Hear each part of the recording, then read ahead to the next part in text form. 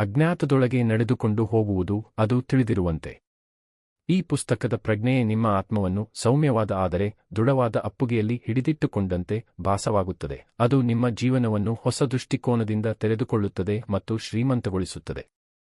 ಈ ಪುಸ್ತಕದ ವಿಶೇಷ ಉದ್ದೇಶವೆಂದರೆ, ಇಂದಿನ ಆಧುನಿಕ ಜಗತ್ತಿನಲ್ಲಿಯೂ ಸಹ ಮಹಾವತಾರ್ ಬಾಬಾಜಿಯಂತಹ ದೈಹಿಕವಾಗಿ ಅಮರ ಜೀವಿ ಹೇಗೆ ಅಸ್ತಿತ್ವದಲ್ಲಿದೆ ಎಂಬುದನ್ನು ಎಲ್ಲಾ ಭಕ್ತರು ಮತ್ತು ನಂಬಿಕೆಯಿಲ್ಲದವರಿಗೆ ಸ್ಪಷ್ಟಪಡಿಸುವುದು. ಬಾಬಾಜಿಯ ಬೋಧನೆಗಳ ಬುದ್ಧಿವಂತಿಕೆಯನ್ನು ಹೀರಿಕೊಳ್ಳುವಲ್ಲಿ ಗ್ರಹಿಸುವಂತಿದ್ದರೆ ಅದು ಅನ್ವೇಷಕರಿಗೆ ಆತ್ಮಸಾಕ್ಷಾತ್ಕಾರದ ಪ್ರಕ್ರಿಯೆಯಲ್ಲಿ ಸಹಾಯ ಮಾಡುತ್ತದೆ.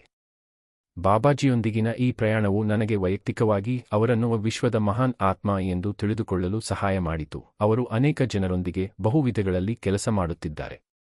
ಈ ಪುಸ್ತಕದಲ್ಲಿ ಅವರ ಜೀವನ ಪ್ರಯಾಣದ ಒಂದು ಭಾಗವನ್ನು ದಾಖಲಿಸಲು ಅವರು ನನ್ನನ್ನು ಆಯ್ಕೆ ಮಾಡಿದ್ದಕ್ಕಾಗಿ ನಾನು ಧನ್ಯ ಮತ್ತು ಕೃತಜ್ಞನಾಗಿದ್ದೇನೆ.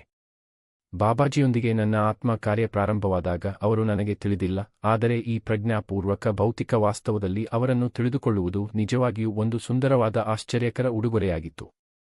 ನಾನು ಬಸ್ ಅಪಘಾತವನ್ನು ಎದುರಿಸಿದಾಗ ಅವರ ಶಕ್ತಿಗಳ ನನ್ನ ಮೊದಲ ಅಸ್ಪಷ್ಟ ಮುಖಾಮುಖಿಯನ್ನು ನಾನು ಇನ್ನೂ ನೆನಪಿಸಿಕೊಳ್ಳುತ್ತೇನೆ.